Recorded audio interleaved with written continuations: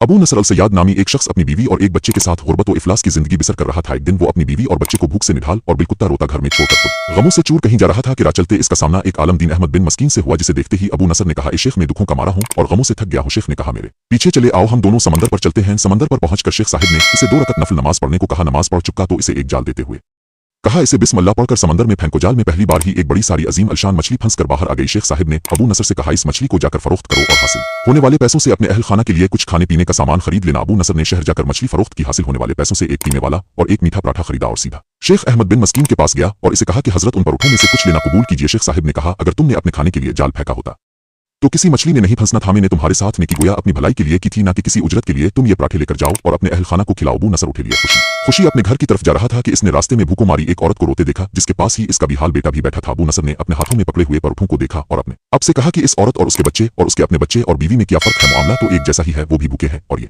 भी भूखे हैं। पराठे उनको दे। औरत की आंखों की तरफ देखा तो उसके बहते आंसू ना देख सका और अपना सर चुका लिया। पराठे उरुत की तरफ बढ़ाते हुए कहा, ये लो खुद भी खाओ और अपने बेटे को भी खिलाओ। औरत के चेहरे पर खुशी और उसके बेटे के चेहरे पर मुस्कुराहट फैल गई। अबू नसर गमगीन दिल लिए वापस अपने घर की तरफ ये सोचते हुए चल दिया कि अपने भूखे बीवी बेटे का कैसे सामना करेगा।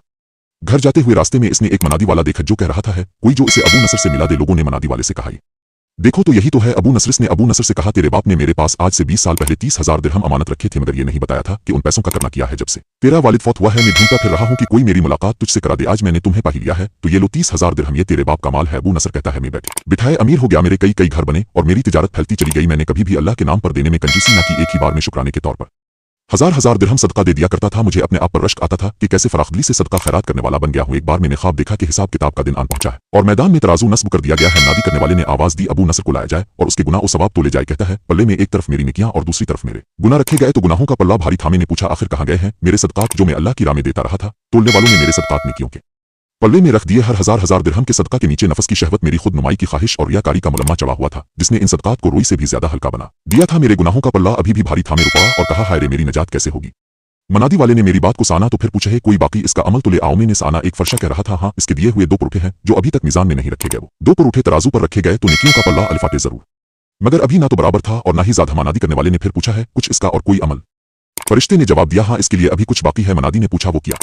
कहा, इस औरत के आंसू जिसे इसने अपने 2 पराठे दिए थे। औरत के आंसू नेकियों के पल्ले में डाले गए, जिनके पहाड़ जैसे वजन ने तराजू के नेकियों वाले पल्ले को गुनाहों के पल्ले के बराबर ला कर खड़ा कर दिया। अबू नसर कहता है, मेरा दिल खुश हुआ कि अब निजात हो जाएगी। मनादी ने पूछा, है कोई कुछ और बाकी अमल इसका?